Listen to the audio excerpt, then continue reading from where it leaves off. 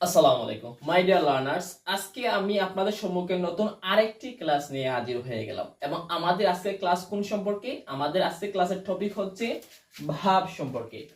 Parts of স্পিচের খুবই গুরুত্বপূর্ণ একটি টপিক হচ্ছে কি, একটি পদ হচ্ছে ক্রিয়া, ভাব। আজকে জানবো ভাব কাকে বলে, অর্থ কি এবং এক্সাম্পল প্রধানত কয় প্রকার, এই সম্পর্কে জানবো। জাস্ট আজকে এই বিষয়ে আমরা জানার চেষ্টা করবো। ভাব শব্দ অর্থ হচ্ছে ক্রিয়া।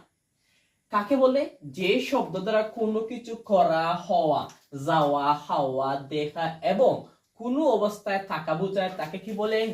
ভাব বলে বা ক্রিয়া বলে। মানে কোনো কিছু করা, খাওয়া, যাওয়া, দেখা, কোনো অবস্থায় থাকা, এইরকম কোনো অভিব্যক্তি প্রকাশ করে যদি কোনো শব্দ, তখন তাকে কি বলে? ক্রিয়া বলে। এখন আমরা জানবো এই ক্রিয়া প্রধানত কয় ভাগে বিভক্ত। ভাবের প্রকার অনেকগুলা। প্রধানত ভাব দুই ভাগে বিভক্ত, ফিনিট ভাব এন্ড নন ফিনিট ভাব, সমাপিকা এবং অসমাপিকা ক্রিয়া। আমরা ফিনিট ভাব কাকে বলে, কত প্রকার, এক্সাম্পল সম্পর্কে আবার নেক্সট ক্লাসে ধারাবাহিকভাবে জানার চেষ্টা করব। নন ফিনিট ভাব সম্পর্কে আমরা ঠিক সেভাবে জানার চেষ্টা করব। জাস্ট আজকে জানালাম ফিনিট ভাব অর্থ হচ্ছে সমাপিকা ক্রিয়া এন্ড নন ফিনিট অর্থ হচ্ছে অসমাপিকা ক্রিয়া। তাহলে ভাব প্রধানত দুই প্রকার, ফিনিট ভাব এন্ড নন ফিনিট ভাব। এবং আমরা এখন লক্ষ্য করব কিছু ভাব এর এক্সাম্পল সম্পর্কে, কোনগুলোকে আসলে ভাব বলে।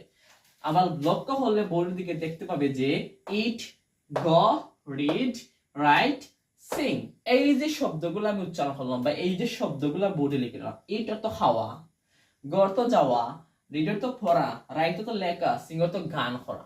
এই শব্দগুলা দ্বারা বুঝাইলো কি, সংজ্ঞার মধ্যে এই শব্দ এবং সংজ্ঞার সাথে খুবই মিক্স মানে ম্যাচ করে। দ্যাটস ওয়াই এটা হচ্ছে ভাব। যেমন যাওয়া, ইট খাওয়া, আই ইট রাইস, আমি ভাত খাই। দে গো টু মার্কেট, তারা বাজারে যায়। তারপর কি, রিড, আই রিড এ বুক, আমি একটি বই পড়ি। আই রাইট এ লেটার, আমি একটি চিঠি লিখি। They sing a song, they sing a song, তারা একটি গান করে। দেখা গেছে এই জায়গায় সবাই কিন্তু এই যে শব্দগুলো সব কিছু দ্বারা কোনো কিছু করা, গাওয়া, খাওয়া, দেখা বা অবস্থায় থাকা বোঝায়। দেখছো, এগুলো হচ্ছে ভাব।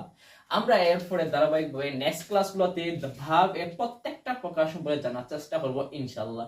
আজকের ক্লাস এই পর্যন্তই। আমরা ভাব অর্থ কি, ভাব কাকে বলে এবং প্রধানত কয় প্রকার এবং কয়েকটি এক্সাম্পল সম্পর্কে জানলাম। That's it.